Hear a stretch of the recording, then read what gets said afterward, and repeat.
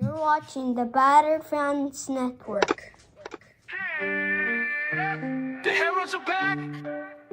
Beards talking balls, rapping pink and black. Coming live from the 305, it's official tissue. The Battered Fan, Chris and Dan, weekly rocking with you. We talk Messi, Boosie, Jordy, Lucho, the Fat Four, to Ben Cram, Noah, Ruiz, Fred. What more could you ask for? Tighten up and get ready, listen in on the pod. Solana and X in Espanol, just to even the odds. Breakdowns and gas bagging, join the tribe and just vibe. Free 99, don't forget to like and subscribe. Don't hesitate, say what's up, go ahead and come in. No question about it, I'm ready to get hurt again. No question about it, I am ready to get hurt again. Chris, the Herons are back.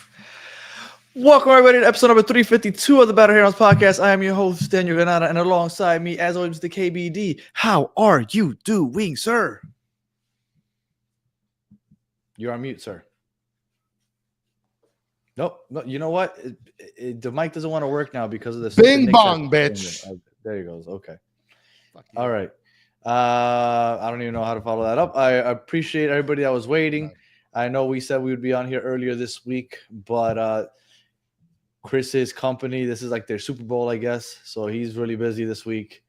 And, we just take a couple of days off. But the month of May. Mothers need flowers. Yeah, man. The month of May is really busy with 7 games. So we'll be on here plenty. But yes, so first time we're on here this week. We usually don't go this long without recording. But a couple of housekeeping things before we get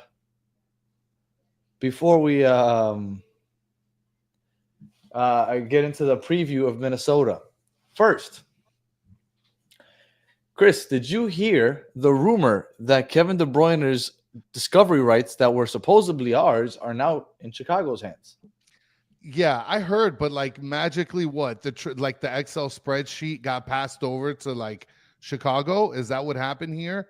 This magical spreadsheet that everybody keeps? I don't know how this works. I don't know how we magically ended up with them, and then magically we lost them in a span of a couple of weeks. Aren't we supposed to get money to assume send our spreadsheet? Especially for somebody like Kevin De Bruyne, I would hope so. Look, my understanding is that Jorge Mas has wanted him since December. So for him to just give up the discovery rights, there has to be something else on the way. But makes no sense exactly what the heck just happened. But that's the rumor going around. So this is legit. The dude abides. So it's legit. Okay, there you go. So it's legit. I haven't seen anything legit unless Tommy Bogarts goes ahead and drops the Tom bomb. I guess I don't take it seriously. I didn't see the article. I didn't see it either, but I don't. I've been trying not to get on Twitter. Actually, my Twitter hasn't been working recently. Well, Sean is saying here the league talks to agents and get a feel where he wants to go. So, is this Excel spreadsheet shopped around? Is that what's happening? Well, we'll see. All right, and then Soccer Daddy saying that Bogarts did mention that. Okay, so I guess it's legit. And then second thing I want to address before we talk Minnesota. Today, Jose Armando, I want to say, is the reporter's name. Yeah. Came out and said that it's 50-50 that Messi was not going to stay. Now, I appreciate his reporting. I figure that's always been the case, right? Until he signs, it's 50-50. Of course. Okay, so I think that's about it. I think it's a non-story. He's going to be here next year, so but I'm sure that it'll get some clicks. So that's pretty nice. It's a bold take. 50-50. Look, everybody's going to go ahead and run with it. You're going to see a bunch of shows within the next 24 to 48 hours about, is Messi leaving? He's going back to Barcelona. 50-50 chance. And all this nonsense. It's silly. He'll be here next year. Now, is he going to be here in 2027? I have no idea, but he'll be here next year. So Michael Donnelly making a great point here, plus a 50% chance Messi is not signing, which means, Michael, that there is a strong 50% of Messi signing. Yeah. How about that? How about that? So, yeah, I think it's a non-story. He'll be here next year, so don't worry about it. All right. Anything else that you want to bring up before we get into Minnesota United and our guest? I just want to say stealing 2 games at home is huge. Let's move on. So we reached out to Lunacy Podcast, which we've had on the Battered MLS show a couple of times. Now, they didn't respond to us right away. So Chris had this great idea that we should go ahead and invite Julian Gressel on. Yes. Now, Gressel owes us. Right? Technically, right? He said he would come on with us, but then everything got kind of weird with him in Miami, and then he kind of decided not to come on, which I get, right? Now, Chris had this idea. I told him there's absolutely no way that he comes on with us. We tried anyway. He's not coming on with us. So I apologize for those of you. But luckily, Lunacy Podcast did eventually write back to us, which we appreciate.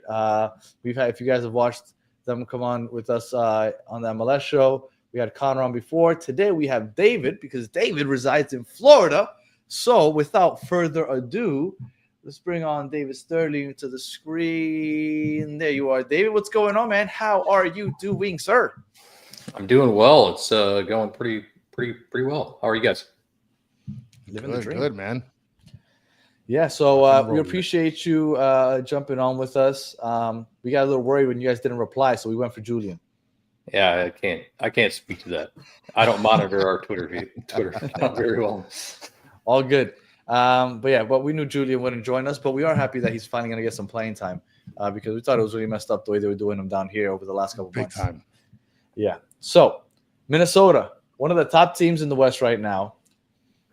What could you tell us about the start of the season? I know Connor was pretty confident that they would have a decent going. What have you thought about the season so far?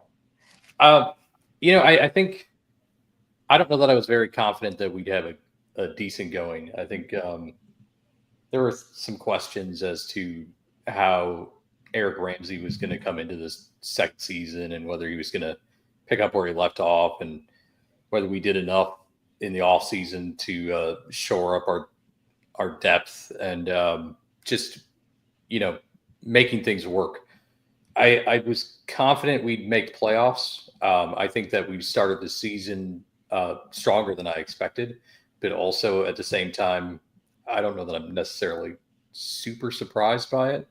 I think our numbers, if you look at the win-loss tie record, you look at the points where we are, they don't necessarily show our weaknesses. I think if you start digging into the scores, you see a lot of goals not being scored.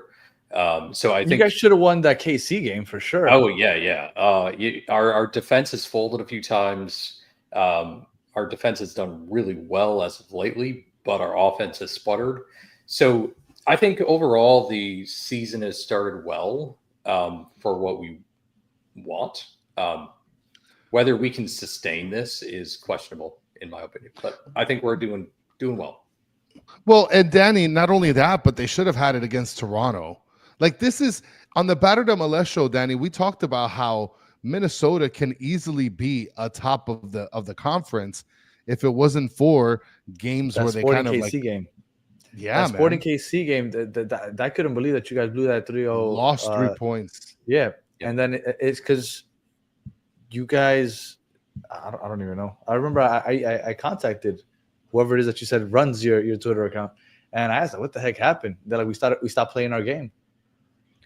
Yeah, it's something that happens every now and then with us. We can be super inconsistent on defense sometimes. Overall, this season, our defense has been pretty good, and then all of a sudden we have these moments. I think we've been historically complacent with the lead. I think that goes all the way back to Adrian Heath from the very beginning. We've been kind of that way. Once we kind of adjusted our defense after the first couple of ugly seasons, there were always these moments where we got very complacent playing with the lead. And I think that's exactly what reared its head with SKC. And it reared its head very, very bad. Yeah. And then somebody else brought up the fact that you guys played against Vancouver as well at home. But let's not get it twisted, guys. Vancouver's the top team in the West. Yeah, Vancouver is I would say cream of the crop. There's no question about that. And I think that game especially shows how strong their starters are. Yeah. That 11, we didn't play the starting 11 to start the match. And when they came in, or when they started coming in, I should say, the games started slipping out of our hands. Vancouver's an impressive squad. Hands down, cream of the West. And I'm going to save you guys have the third best defense in the league right now. We do. Yeah, statistically. You guys have only allowed 10 goals so far. There's only 2 teams that have allowed less goals than you guys, which is Vancouver and New England. Listen, Minnesota's the top team, Danny. Like we can't look right now. I mean, people are already making predictions. Vice Rosa 3-1. Kyle Isaiah saying Miami 5-1, Minnesota easy. Oof. I mean, people weren't saying that before we beat. Who was it that we beat last week? I'm blanking on it. The Red Bulls. Before we beat the Red Bulls last week, everybody thought that we were just gonna take a nosedive. All of a sudden, people saying 5-1. No. Minnesota is a good team, and a couple breaks here and there, and they would be on Vancouver's tails. Like I said, that KC game, not being able to convert against Toronto. But as I wanted to ask you about the music that you guys play, because I know there's a song we like to hear about, just traditions and things like that in new stadiums, since we've never had a Minnesota guest on this show. What is a tradition or a custom that you guys have at the stadium? And what is this song that I've heard about? Yeah, so we play at the end of every game that we win. We play Oasis's Wonderwall. That's a tradition that started way, way back when it wasn't even Minnesota United. I want to say 2011, 2012, maybe even 2010. Somewhere in there, a former assistant coach, Carl Craig, randomly was in the locker room with the boys after the match, and he was singing Wonderwall, and they started singing it, and they brought it out to the field after that, and it kind of caught on. And now, ever since we have been Minnesota United, it's been a thing that we do at the end of matches that we win, where they'll pipe in the song initially, and then they'll eventually cut it off in the chorus, and it's just the stadium singing. And it's a pretty cool thing to see, 18,000 people on their feet singing Wonderwall. I mean, everyone knows the song. It's a bit goosebumpy. It's pretty cool. Yeah. And the players really like it. They salute the Wonderwall, as we call the supporter section. Is that what you call the supporter section? Yes. And so then that's where that came from. Sorry. Nice. That helpful as well. Yeah, I mean, so it's pretty cool. And something that anybody that's a Ted Lasso fan, they would have seen. There's an episode when they go to Everton and they end up winning, and they sing Wonderwall in a club afterward. And it's interesting because Everton, of course, is tied to Adrian Heath, who was our former manager, who was a big Everton star. So everyone was kind of wondering, did they steal that from Minnesota United? We'd like to think so, but who knows if that's true. But yeah, that's a tradition that we've done. Yeah, I mean, honestly, for over a decade now. My memory of that song is Jay-Z playing it at the end of a rock concert, because the guy from Oasis said that Jay-Z shouldn't be headlining a rock concert, and so he did it almost to mock the Oasis song. But yeah, that's the memory that comes to mind when I think of that song is Jay-Z. I love Oasis, but they deserve to be mocked every now and then. I have a quick question before you jump in, Danny, because Mr. Krabs is asking, does Minnesota United have an MLS Cup? What's with the Star? Yeah, so they do not, obviously.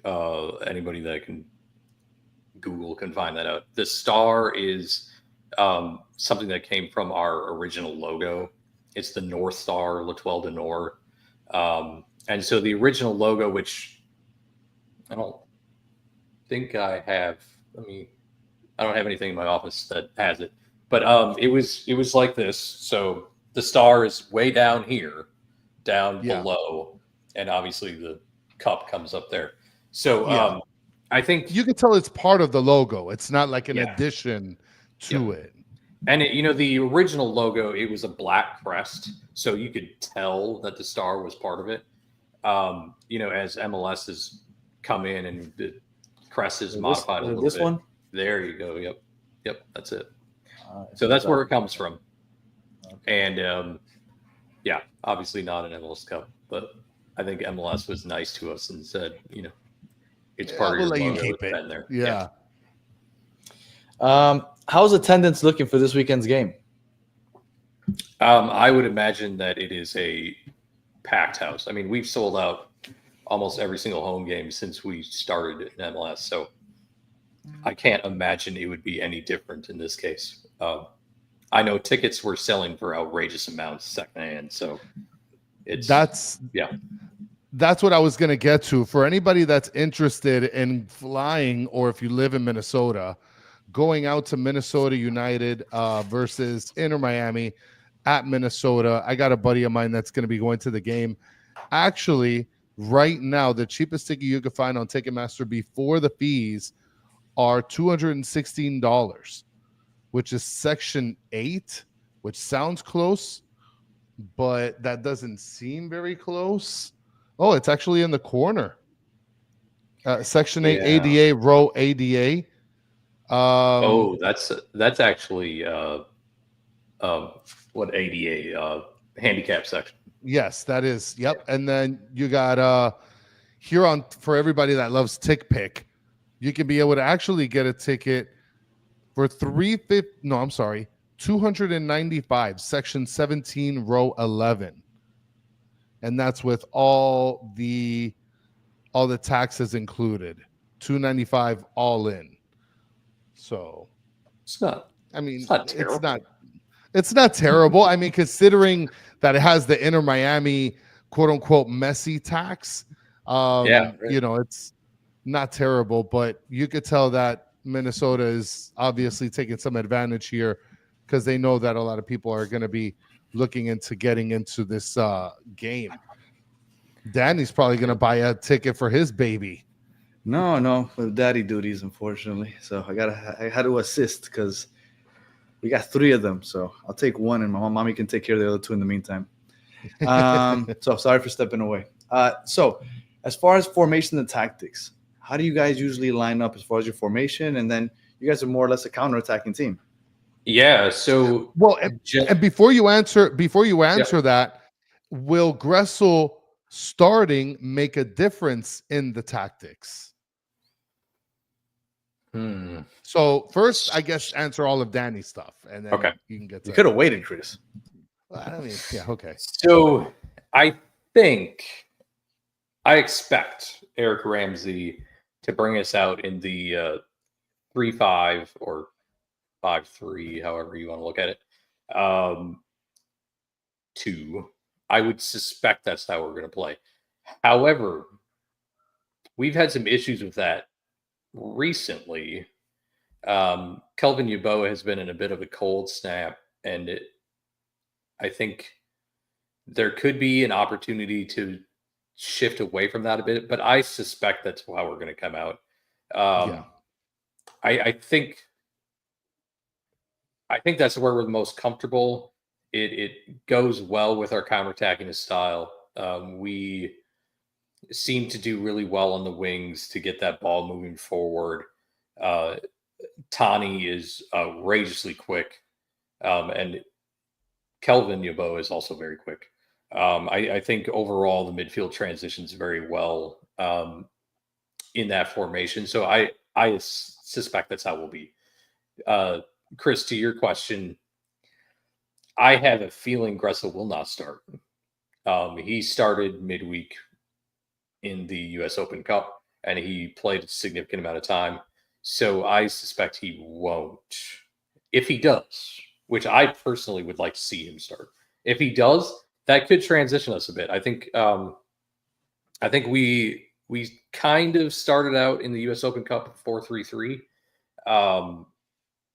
I thought we looked very good overall in that game. However, we rotated a little bit out of that formation at times. But I would say if Ramsey was happy with how Gressel played, which I think I was, starting Gressel with 4-3-3 might be good. Would he be taking over Ludd? I know he's a fan favorite. I mean, that's probably where I would.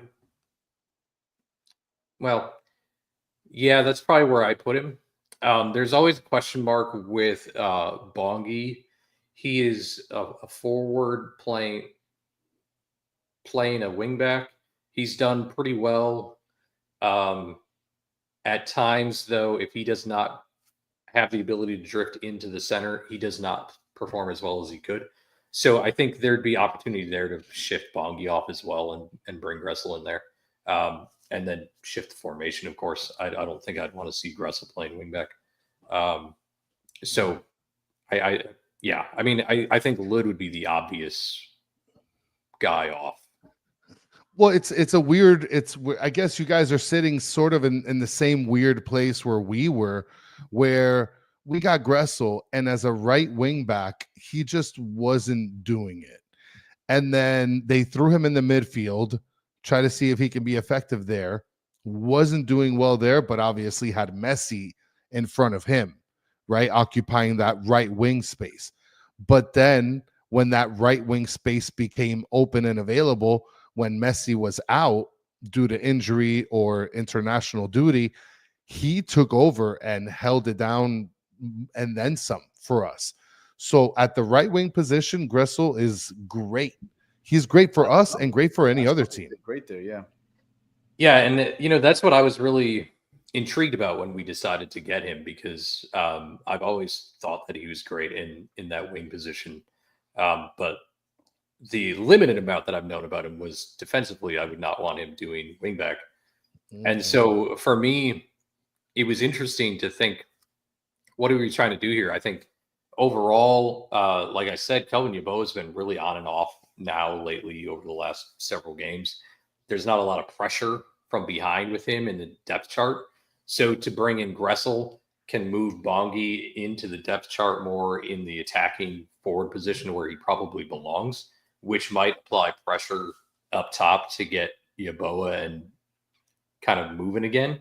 So I could see some shifting in formation, especially that 4-3-3 or even a 4-4-2, something along those lines, to where we get Gressel on the field in a preferred position and we can move people around to get him into the better situations overall. So I would love to see him play more, and I hope he does. But I think it's going to take some modifications. And I think that's what's going to happen. Stancy's here saying Gressel looks very happy in his podcast. Good of him. I'm sure he was frustrated since he didn't play at all. I watched some of his podcasts too, and he did look a lot, obviously, happier because now he's actually going to get some playing time. I imagine, and Danny, tell me if I'm wrong here, but I can guarantee that the meeting he had with Minnesota before signing with them is he saw the calendar and he said, I need to start for this game against Miami.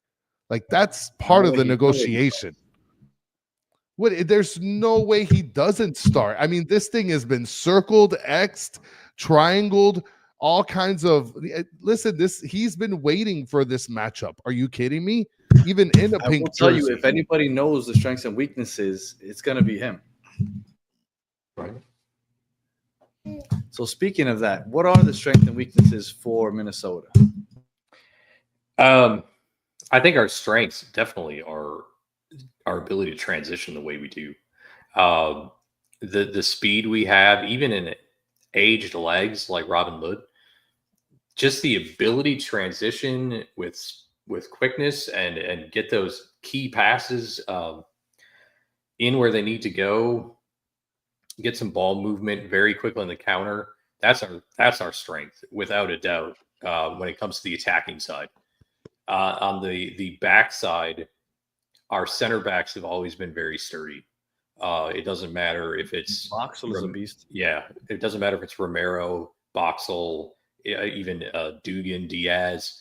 They just really have been a strong wall for us. So it's a nice little complementary situation we have going on there. With that said, I think the biggest weakness we have is we're easily exposed on the wings. And I think that's pretty common anyway with any system that has wingbacks.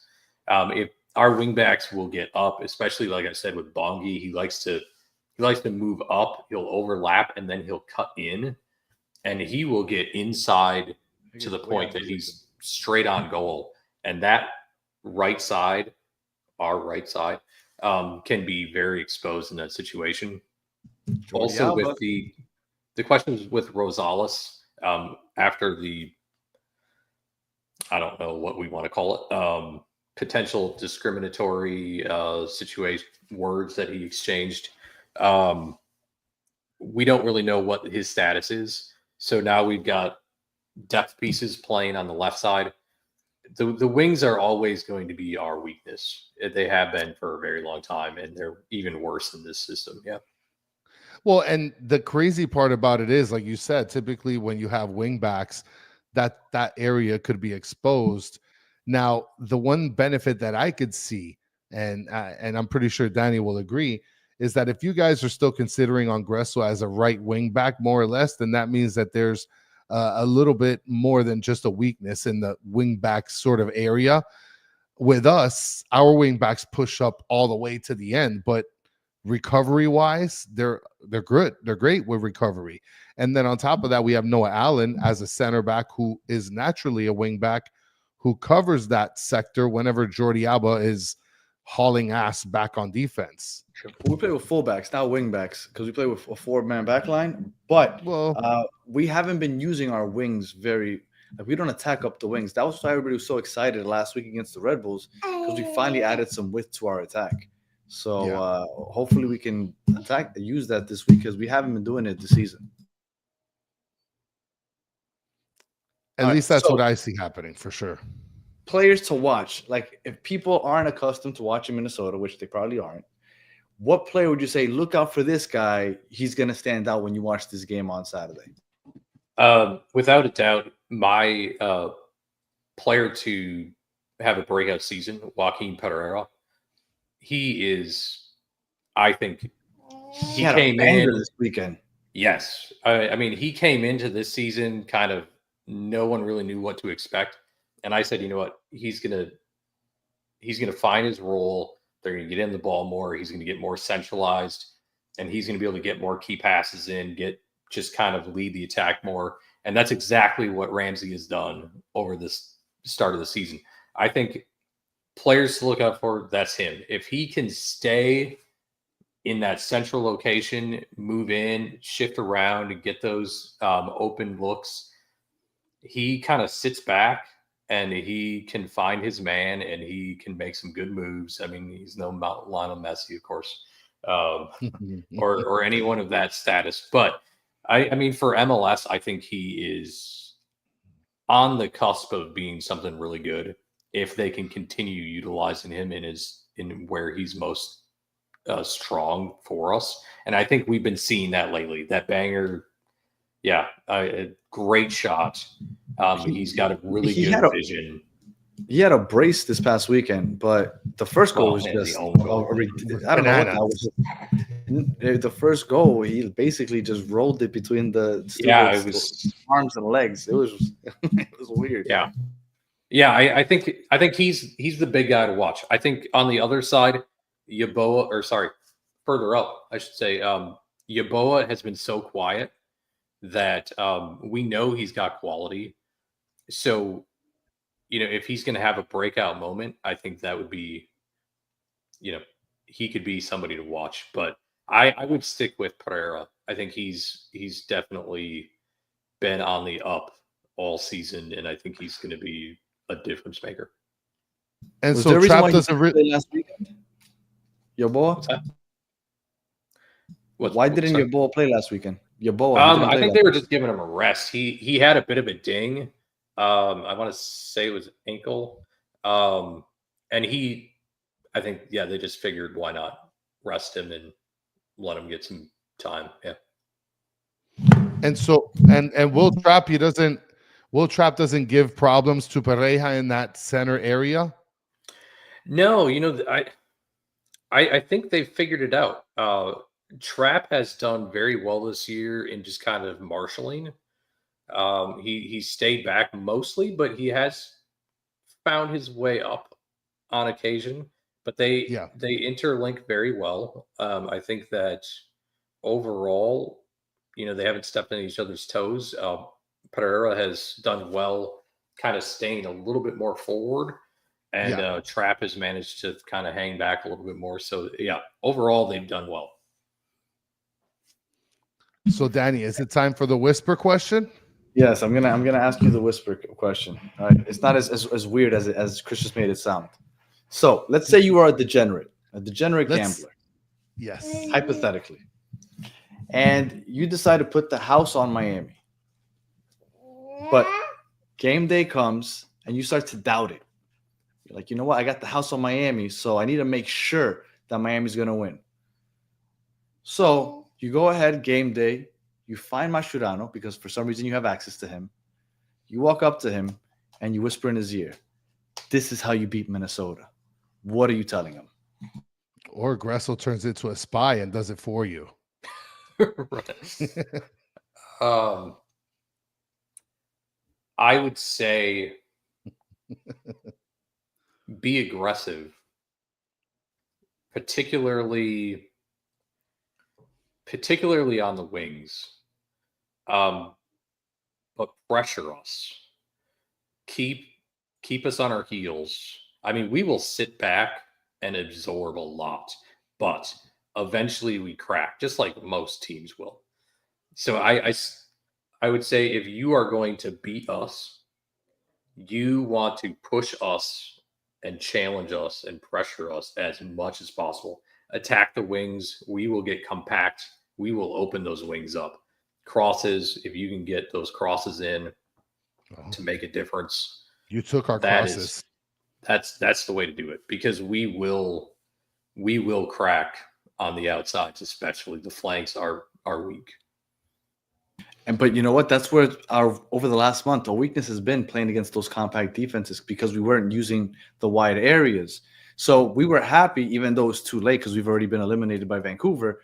We finally started attacking those wide areas against the Red Bulls last week. So hopefully we continue to do that this week. Even though, I mean, I don't know what to expect, honestly, because I felt like they were just finally giving what was being handed to us. Like, okay, they're giving us the wide areas, let's take it. And it wasn't so much a pre-planned attack.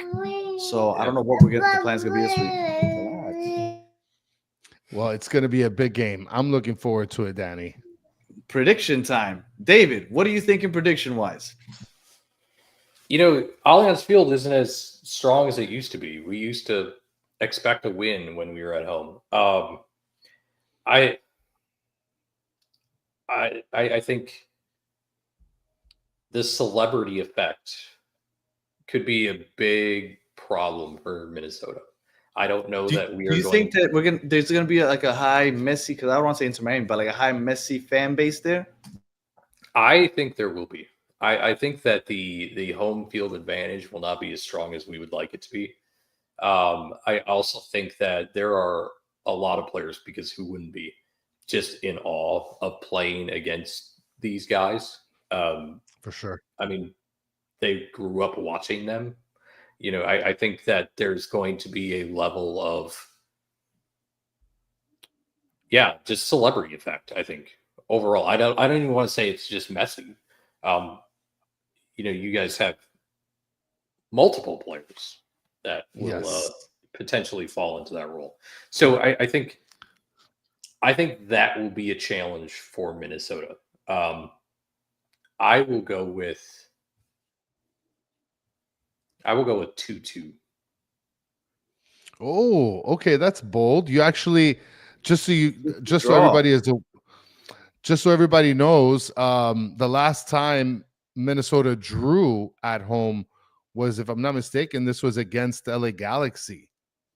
Yeah. They've drawn a couple times this year. They drew against Toronto, against the KC one, which was horrible. Well, against Toronto was at Toronto, right? And against Sporting KC was at Kansas KC. City. And in fact, LA Galaxy was 2-2, wasn't it? Yes, I LA think. Galaxy Yeah. was 2-2. Yep. The last time you guys had a win in at home, this was actually against Real Salt Diego Lunas. You beat the Diego Lunas 2-0, and then you beat Montreal 1-0. Yeah. Other than that, at home, it hasn't been as advantageous, like you mentioned, as you would expect. So, and a lot of But they're people coming here, I mean, look, you were going to say something, Danny? I'm sorry. that they're coming off of a big win against Austin. Yes, and that was an away match at Austin, and they're coming off of a win at the US Open Cup, right, against the USL team, like whatever. Which, by the way, for those of you keeping track, there is one USL team left in the final 16. Just want to put that out there. So Amanda is saying 2-1 Miami. David is saying 3-0. Go ahead, Danny. That was the baby. I'm sorry, that wasn't me. Oh, okay, because she came off of mute. She's trying to get some airtime here. Mr. Krabs saying 3-1. Starger Daddy saying 3-2. You guys feel a lot more positive now than you were last week. Last week, I'll tell you right now. We're playing against a a good team, and they're saying that we're going to kick their butt. But when we're playing against the Red Bulls, which are middle of the pack, they were like, "Oh, we're going to lose 5-0, 4-0." Like they were cooked. It's wild what one game can do. It is true. And Soccer Daddy feels good because Galaxy scored 2 on the Loons. So everybody here, it is. And then everybody is agreeing that Miami, the vibes this week are completely different than it was last week. That's for sure. To be fair, I think I might be a little homerish, right? I want to think that that's fair. We're finding momentum, and we're going to take that step forward. But I think 2-2 is good. I'm gonna go 2-1. I can't imagine us ever getting a clean sheet for some reason now. But I am gonna go 2-1, which I think will be a big win because Minnesota is a very good team. I'm gonna tell you right now, it's gonna be 3-1. It's going to be 3-1, and I think that Gressel is in some way, shape, or form going to be a part of the goal because I can guarantee in discussions of signing that contract, he literally told the coach, "You're going to play through me that game, like 90% of the time. And if you pass it to anybody else, I'm going to blow this place up." I have a question for you, Chris, and the chat because I want you to see, and David to get, I guess, some insight. We play a 4-2-3-1 up until. I mean, that's what we've been playing all year. Bless you. That's what we've been playing all year.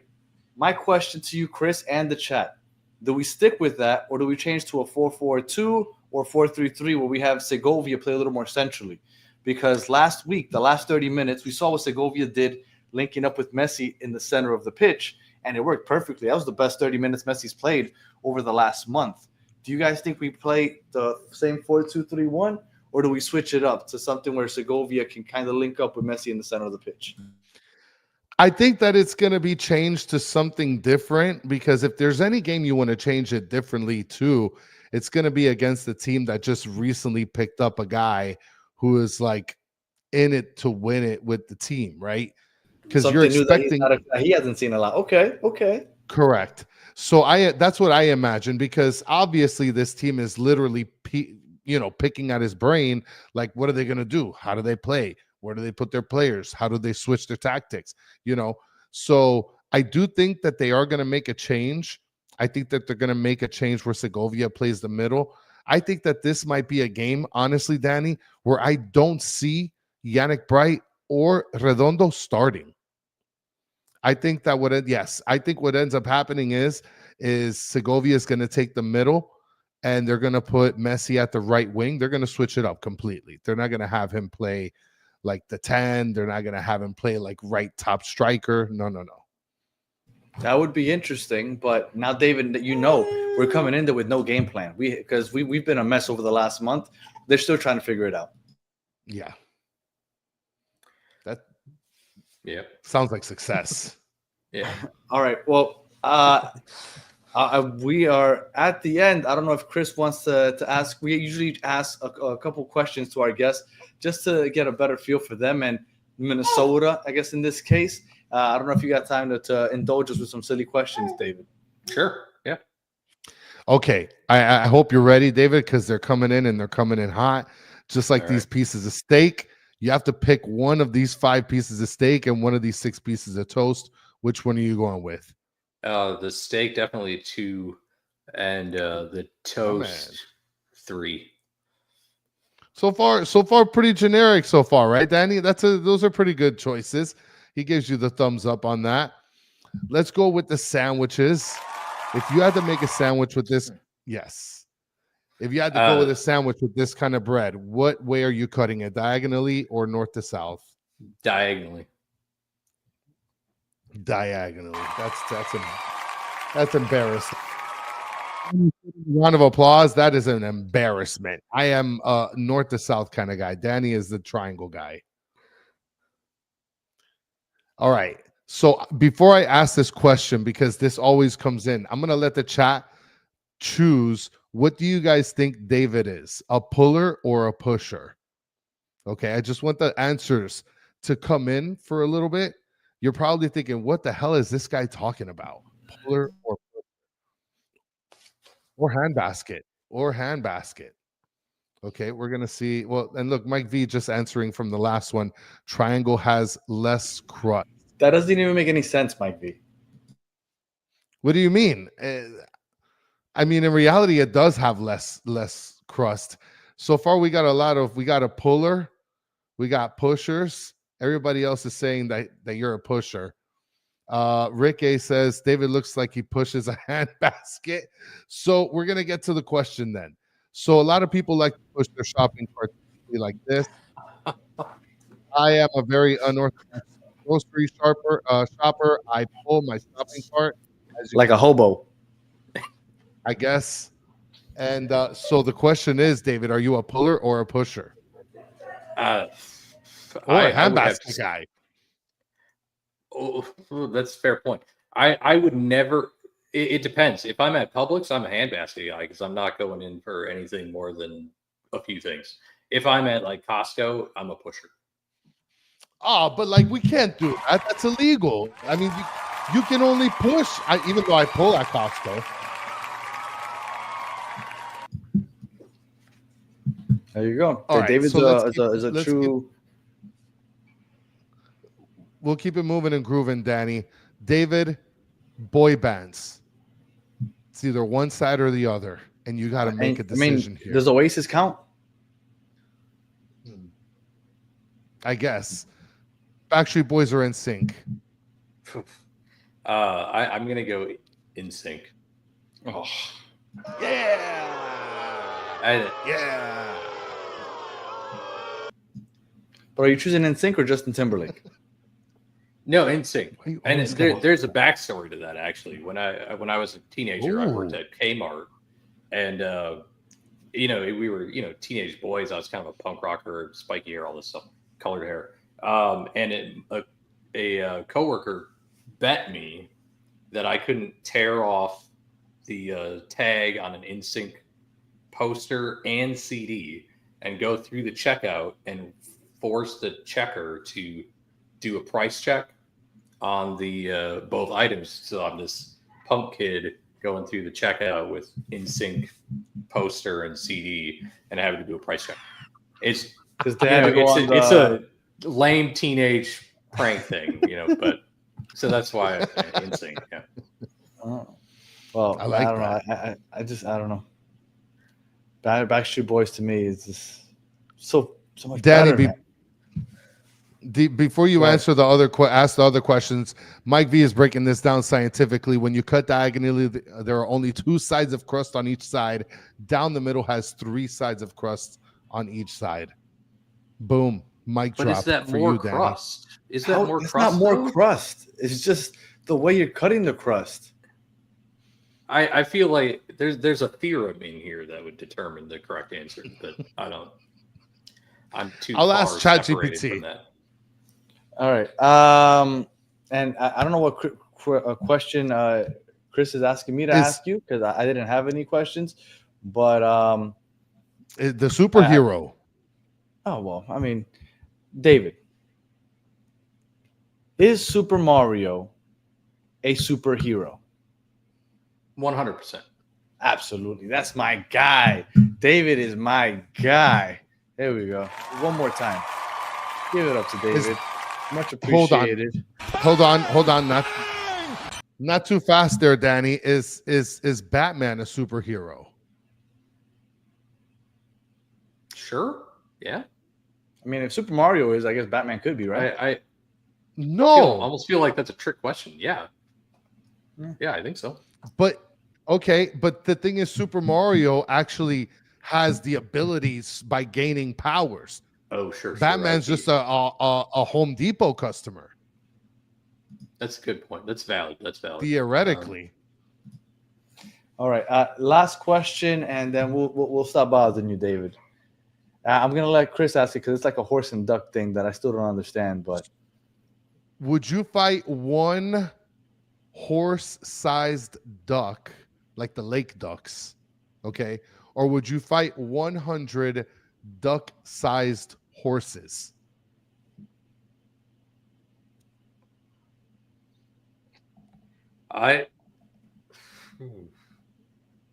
My wife's been bit by a horse, so I feel like 100 duck-sized horses would still be a significant battle.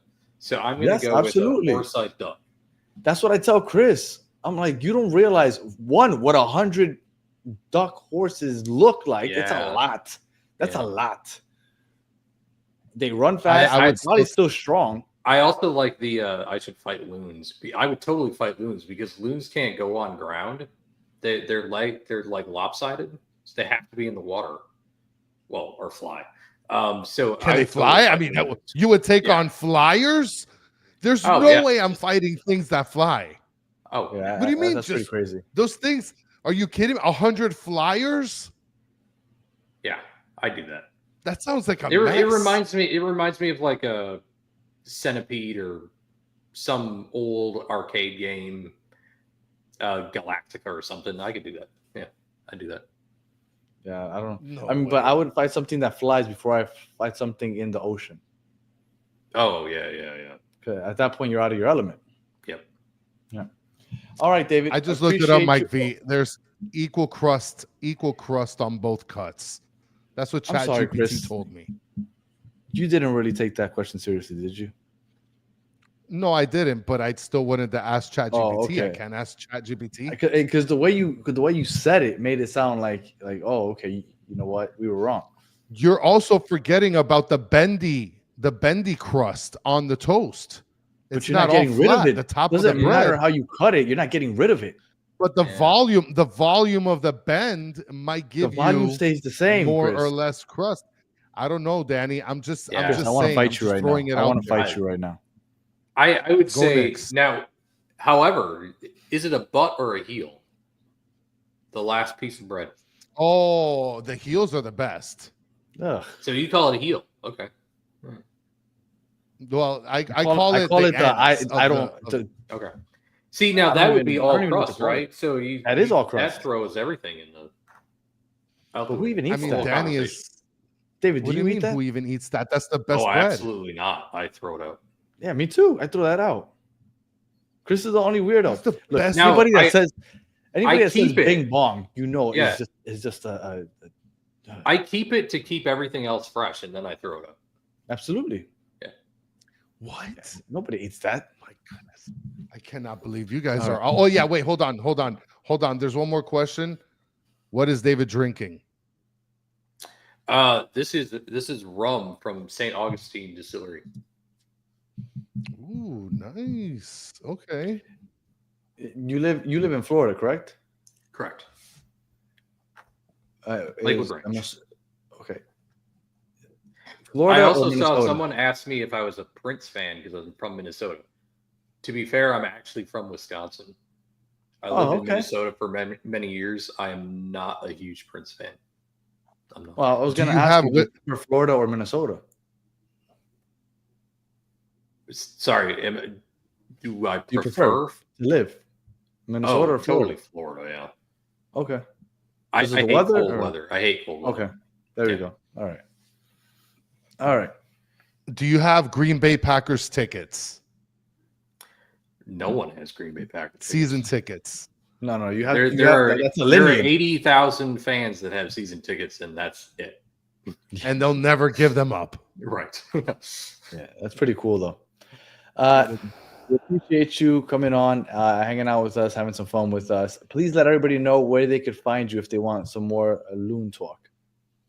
Yeah, so Lunacy Podcast, for sure. Obviously, I'm going to be that guy to shamelessly plug our podcast. No, we want you to. We want you to for sure. Yes, Lunacy Podcast. We are on Twitter. Lunacy P, I believe is what our Twitter feed is. I forget. And we're also on. So we've got any place you can find podcasts. I mean, Apple Music's the place we always say. Yeah, I put Lunacy Podcast down there on the bottom. Yeah, we enjoy interactions. Anyone that wants to trash talk will listen, probably not respond. Don't worry, we get trash talked by our own Inter Miami fans, so it's rough out here. Again, David, we appreciate you hanging out with us. You are awesome. And Chris, do you have any final words? I mean, I don't know what else to tell you, Danny. God. Like big games are. So I went ahead and I want to apologize for my baby taking over the episode for half of it. But daddy duty calls. Yep. We appreciate you. Sorry for putting up with Chris's nonsense with the bing bong and all that other stuff. I promise you we're going to try to minimize that. And we'll be back on Saturday for the post game. We're not minimizing. We're not. All right. So again, we appreciate you hanging out with us for the last 53 minutes, and we'll be back on Saturday. And if you have nothing else going on, we'll be on for Battered MLS fans in the next couple minutes, next 5 minutes or so. So Awesome. Join us there if you want to talk some MLS. So until the next one. Thanks for having me. Yeah, appreciate it very you. much.